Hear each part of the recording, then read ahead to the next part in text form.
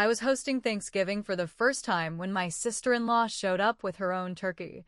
She said, "We didn't trust yours. Ours is actually edible." My husband laughed. Everyone ate hers, not mine. I quietly packed my food, drove to the homeless shelter, and left her a note that said, "At least someone appreciated it." I'm 38, been married to Mark for 5 years. We live in Springfield, Missouri, in a quiet little neighborhood on the east side of town. Not a mansion or anything, but a cozy place with a nice-sized kitchen and a fenced backyard. After years of renting, I finally had a space I could call mine. That meant something to me. This was supposed to be my Thanksgiving. Growing up, I watched my mom pour her heart into cooking. She didn't have much, but every Thanksgiving she made it special. I wanted to honor that. I wanted to host everyone, have them walk in and feel warmth, smell the spices, and know someone gave a damn. Mark's family had always done Thanksgiving at his mom's or his sister's. But this year, I offered. I'd cook the whole thing. Mark said, "Sure, sounds good." His family said okay too, but I could tell from the way they said it that they didn't really expect much. Like they were humoring me. Still, I went all out. I planned every dish. I printed recipes.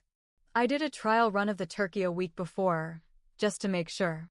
I even cleaned the baseboards. I wanted no excuses. I wanted everything to be perfect. And then came the day. Thanksgiving morning, I was up at 6. I'd prepped most of the sides the night before. The turkey went in at 8 a.m. The kitchen smelled incredible. I set the table with the good plates and actual cloth napkins. I lit candles. Put on music. Everything was in place. By 2:30 p.m., the food was ready. I was wiping my hands on a towel when the doorbell rang. I opened it, and there was Danielle. Danielle is Mark's older sister. She's the kind of woman who always has something slick to say. Always has her nails done. Always wears something loud. That day it was a shiny red trench coat, high heels, and a big grin. Behind her was her husband Tom. And behind him, a big silver roasting pan. With a whole damn turkey in it. I stared. "What's that?" Danielle laughed. "Our turkey." I blinked. "Why? Did you bring a turkey?" She looked right at me and said, loud enough for everyone behind her to hear, "We didn't trust yours. Ours is actually edible." My stomach turned. Mark came up behind me and laughed. Not awkwardly, not nervously. He just thought it was funny. "Well, you know Danielle," he said, brushing past me to grab the tray. Everyone else filed in like it was nothing. I stood there frozen, the door still open. I looked over at my turkey, perfectly golden, resting on the counter. My table, full of the sides I had poured myself into. And suddenly it all felt like a joke. Like I was just the warm-up act before the real show. When dinner started, Mark carved Danielle's turkey.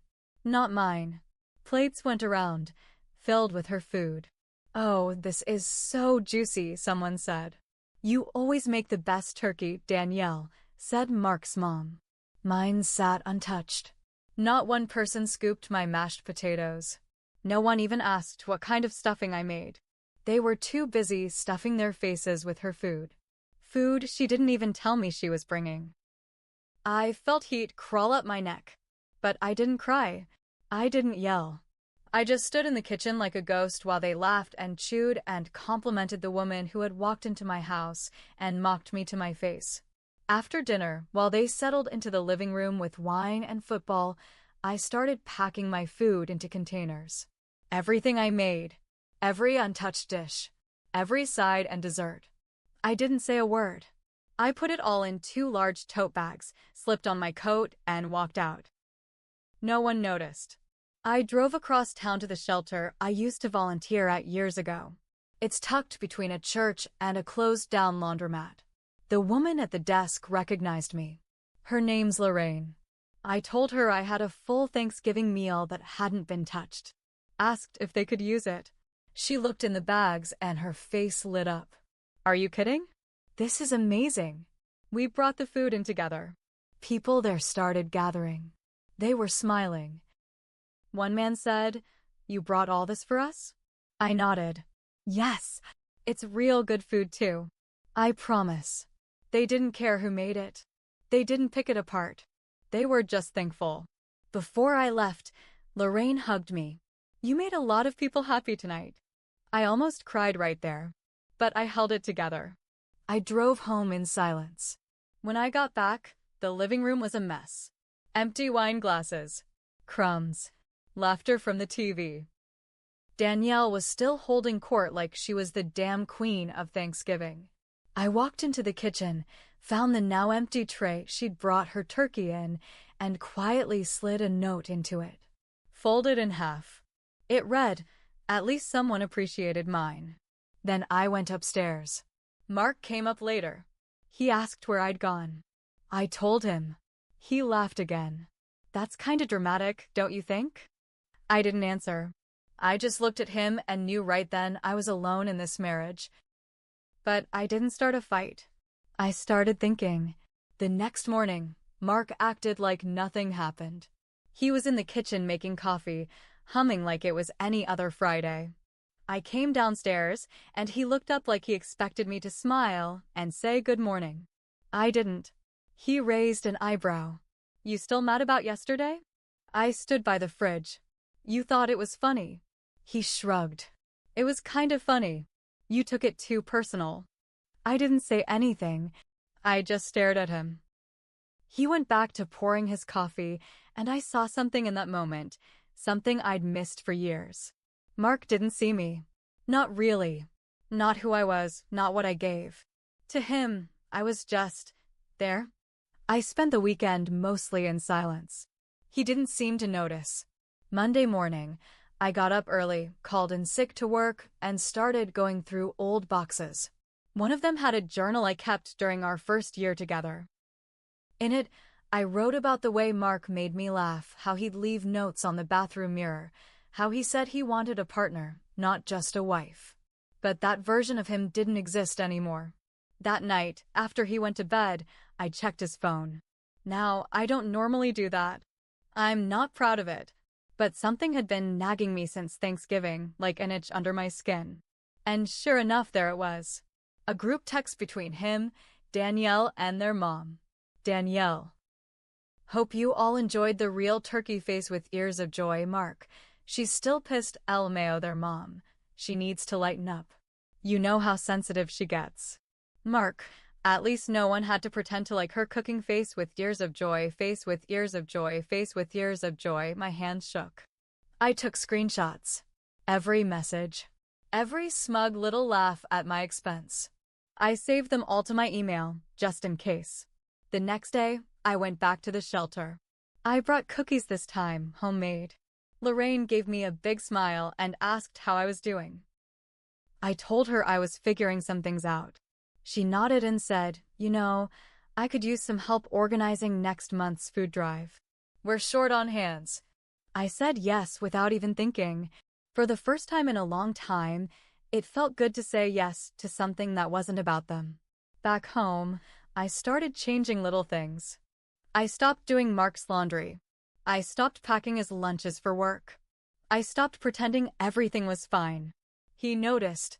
He asked what was going on. I told him, I'm just busy. Got other things to do. He didn't like that. By the second week of December, he snapped. You've been cold as hell lately. What is your problem? I showed him the screenshots. His face went pale. You went through my phone, he said. I folded my arms. And you trashed me behind my back. With your sister. With your mother. In my own house. He looked away. It was just a joke. No, I said. It was a message. And I heard it loud and clear. He slept on the couch that night. I didn't ask him to. He just didn't have the balls to face me. A few days later, Danielle texted me. Danielle, hey, heard you're mad, LOL. It was just some family teasing. Don't be so sensitive. I didn't reply. Instead, I posted a photo of the food I'd brought to the shelter on Facebook. I included a short note, cooked a full Thanksgiving dinner. No one touched it. Took it to the shelter instead. Best decision I ever made. Sometimes strangers show more kindness than family. The photo got shared. A lot. People commented. Friends. Coworkers. Even Mark's cousins, people who knew Danielle, left comments like, "Wow, that's just cruel, and you deserved better." Danielle unfriended me that night. Good. But I wasn't done yet. Christmas came fast that year. Normally, Mark's family did a big dinner at his mom's place, full of casseroles and that same dry hen they pretend to like. But this time, after the Facebook post and fallout, I wasn't invited. No one said it out loud, but it was clear. Mark mentioned the party in passing, never asked if I wanted to come. He just assumed I wouldn't. That was the first time I realized I wasn't part of their family. I was just attached to it. So while Mark got dressed in his sweater and grabbed a bottle of wine to bring, I handed him a gift bag. He looked confused. "What's this?" "Something for Danielle," I said. Inside was a printed copy of her text messages. Every one she'd sent about me. I'd added a note on top that said, "Your words are gifts too. Just wanted to return them properly." He stared at it, then looked at me like I was crazy. "You're really doing this? You're really still going over there?" He left without saying another word. I didn't care. I stayed home, made myself a small dinner, and watched old movies. Halfway through Home Alone, my phone blew up. First it was Mark. "What the hell is wrong with you?" Then his cousin Jenna. Finally, someone put Danielle in her place. Then radio silence.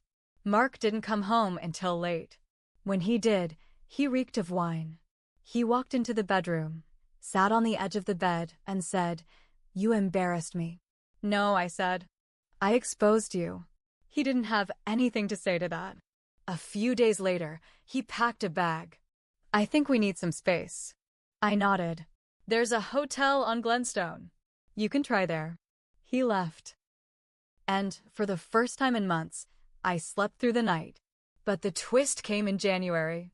Danielle's husband, Tom, messaged me on Facebook. It was short. "I owe you an apology. You were right about her." I replied, "What happened?" His response, "Found her texts to Mark." Found out this wasn't the first time they ganged up on someone behind their back. "She's been talking about me too. About our daughter. Behind our backs." Turns out, Danielle didn't just mock me. She'd been mocking everyone.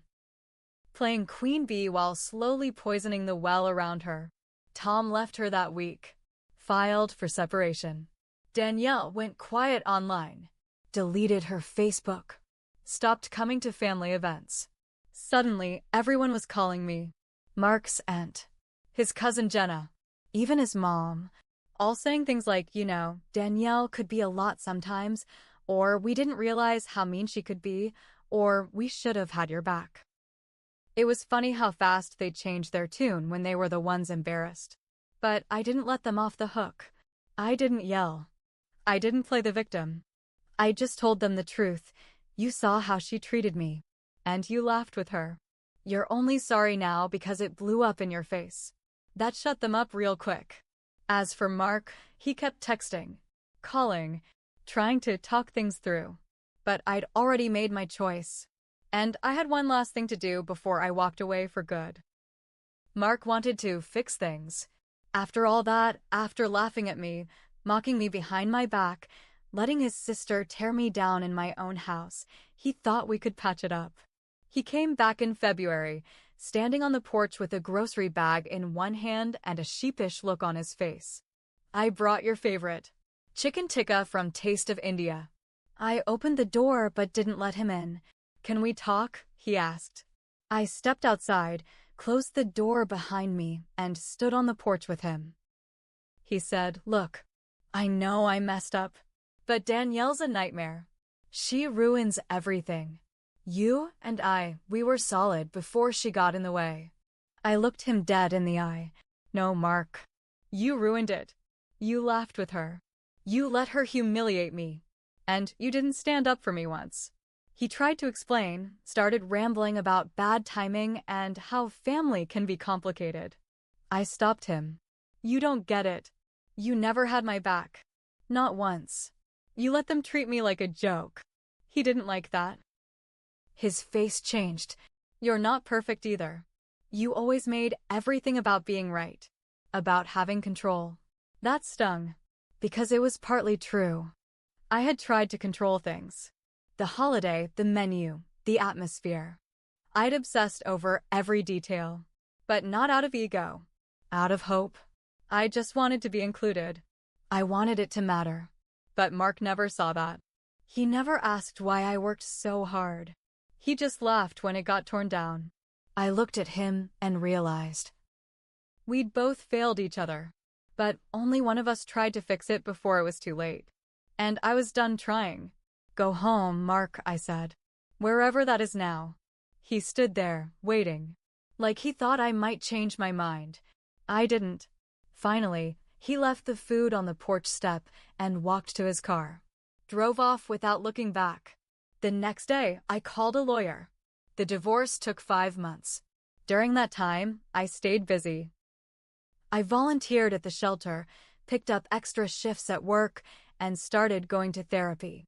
For once, my life wasn't about fixing other people's messes. Mark tried reaching out a few more times. Sent flowers. Left voicemails. Apologized again. It was all too late. Danielle, meanwhile, stayed quiet. Her divorce from Tom got messy. He got custody of their daughter. Word got around that Danielle had stirred up drama in her office too. Got written up for creating a hostile environment. She switched jobs in July. Moved out of town by August. Funny how quickly people scatter when their mask falls off. By fall, my divorce was final. I threw out everything tied to that part of my life. Wedding photos, his old hoodie, the pot roast pan his mom gave us. Gone. And then, in November, something unexpected happened. Lorraine at the shelter called me.